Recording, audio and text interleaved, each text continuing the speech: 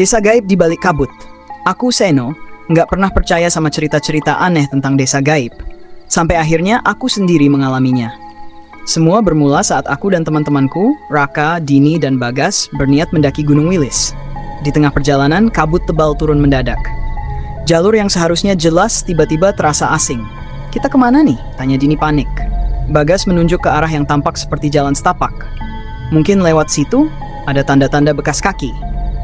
Kami pun mengikuti jalur itu.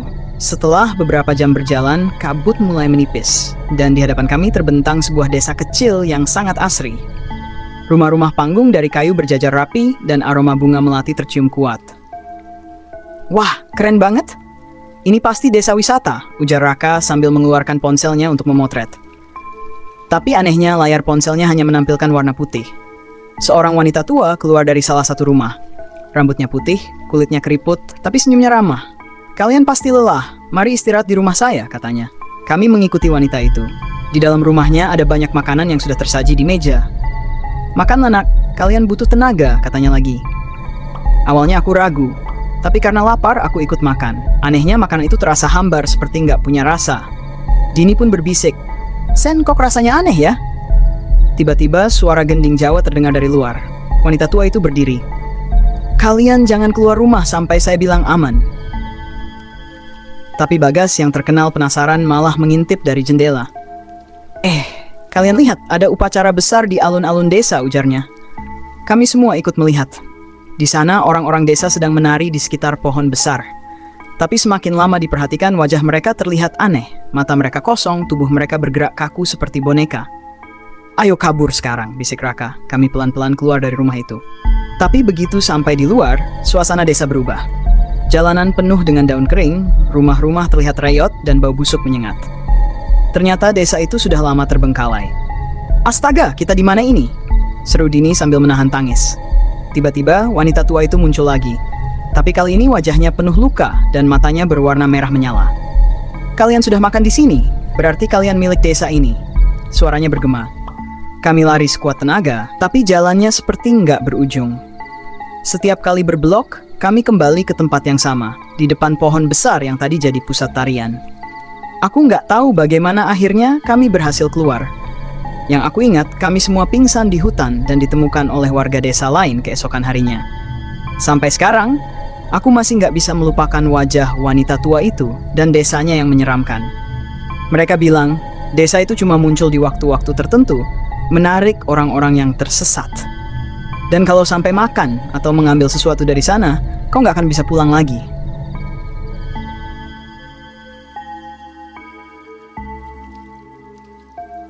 Setelah kembali ke desa tempat kami dievakuasi, kami mencoba menceritakan pengalaman aneh itu ke warga. Namun, reaksi mereka hanya membuat kami semakin bingung. Desa itu? Desa Kembang Wangi? Sudah lama nggak ada yang ngomongin, ujar Pak Darto, seorang warga tua yang mengurus kami. Dulu itu desa yang makmur, tapi mereka melakukan ritual terlarang. Katanya mereka mengorbankan manusia untuk kekayaan. Aku menelan ludah mendengar cerita itu. Lalu kenapa desa itu masih muncul, Pak? Pak Darto menatapku serius. Mereka nggak pernah benar-benar pergi. Desa itu terperangkap di antara dunia manusia dan dunia lain. Orang yang tersesat ke sana akan menjadi bagian dari mereka kalau nggak cepat-cepat pergi. Aku merinding mendengar penjelasan itu. Tapi kami sudah pergi kan, Pak? Kami aman kan? Tanyaku berusaha meyakinkan diriku sendiri. Pak Darto terdiam lama. Lalu dia menatapku dan teman-temanku satu persatu. Kalian benar-benar yakin sudah pergi dari sana? Perkataan itu membuat suasana menjadi mencekam.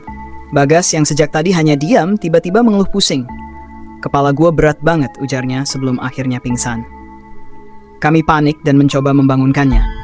Tapi Bagas justru mulai mengigau, menyebut nama-nama yang gak kami kenal. Bu Sari, saya nggak mau, jangan ambil saya. Siapa Bu Sari? Tanya Dini, suaranya gemetar.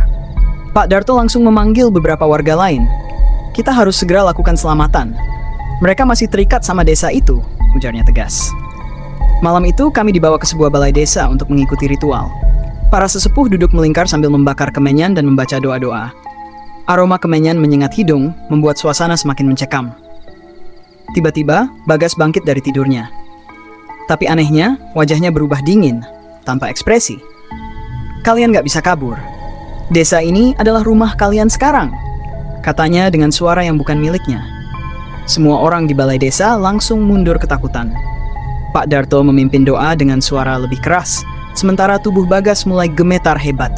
Kembalikan dia, kami nggak mengambil apapun dari desa kalian, teriak Raka, mencoba berbicara dengan suara itu. Tiba-tiba, lampu-lampu di balai desa padam. Dalam kegelapan, aku merasakan sesuatu menyentuh bahuku, dingin, seperti tangan es. Kalian sudah makan.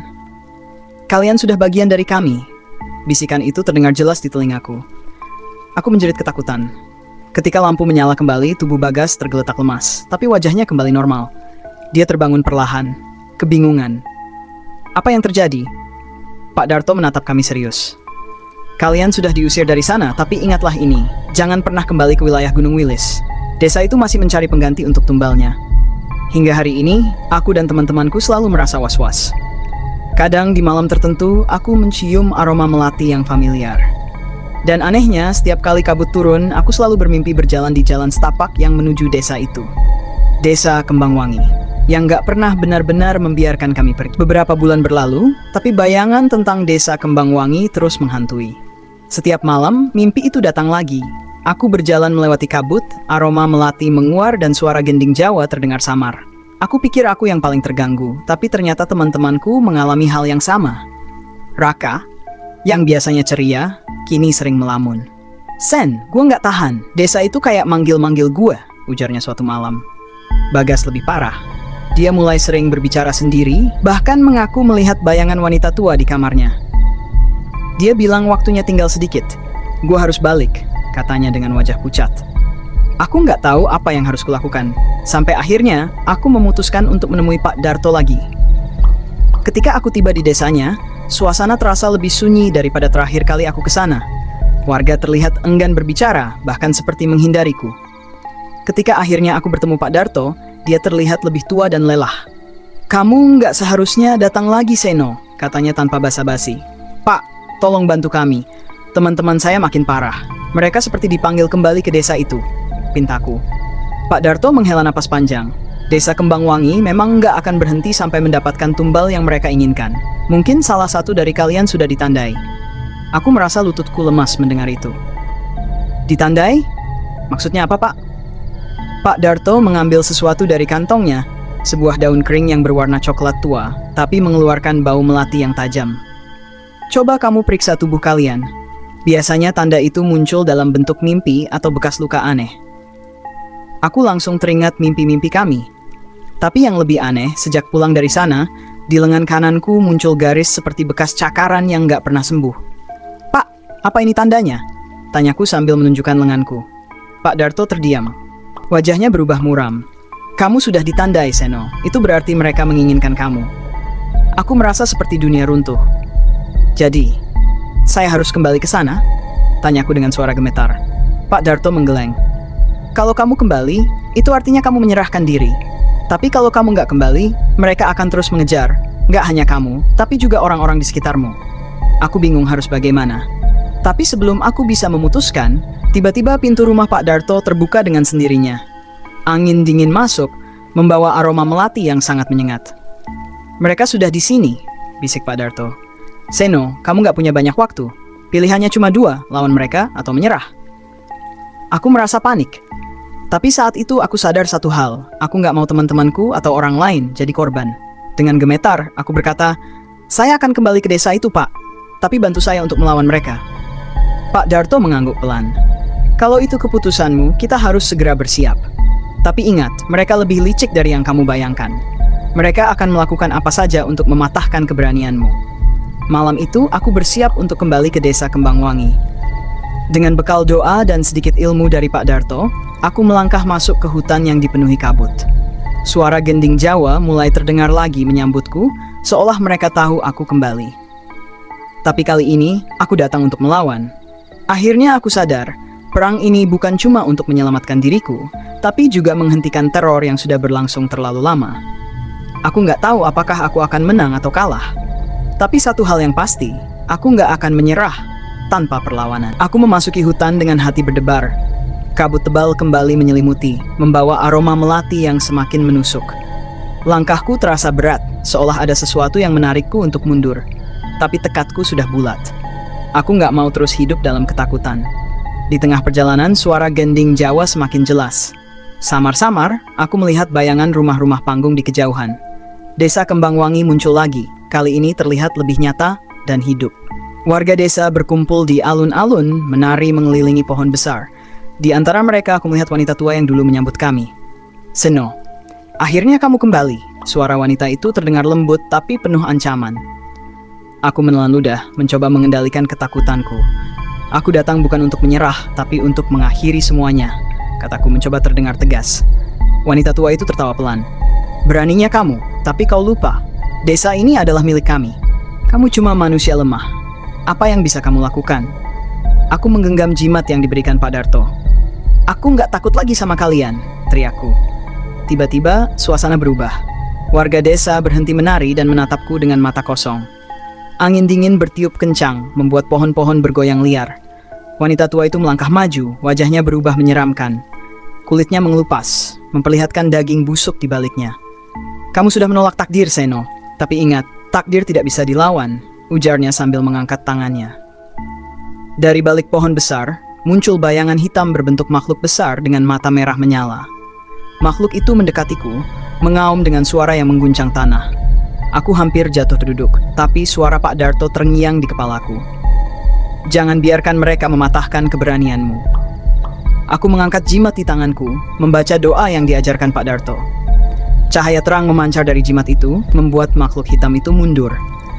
Warga desa mulai berteriak-teriak, suaranya melengking seperti jeritan binatang. Wanita tua itu menjerit paling keras, tubuhnya perlahan hancur menjadi debu. "Apa yang kamu lakukan? Kamu akan membayar ini," teriaknya sebelum akhirnya lenyap bersama angin. Saat itu juga desa mulai bergetar. Rumah-rumah panggung runtuh, tanah mereka, dan kabut semakin menebal. Aku berlari sekuat tenaga, mencoba keluar dari desa yang mulai hancur. Ketika aku melewati batas desa, suara gending Jawa berhenti. Kabut perlahan menghilang, digantikan oleh cahaya matahari pagi. Aku berdiri di pinggir hutan, napasku tersengal-sengal. Aku berhasil keluar. Tapi ada yang aneh. Ketika aku memeriksa lenganku, bekas cakaran itu sudah hilang. Beban di pundakku terasa lenyap.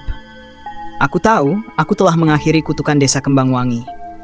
Ketika aku kembali ke desa Pak Darto, mereka menyambutku dengan lega. Pak Darto tersenyum, tapi aku bisa melihat kelelahan di matanya. "Kamu berhasil, Seno. Desa itu sudah lenyap untuk selamanya," katanya. Aku mengangguk pelan, merasa lega. Tapi aku juga tahu peristiwa itu akan terus menghantuiku.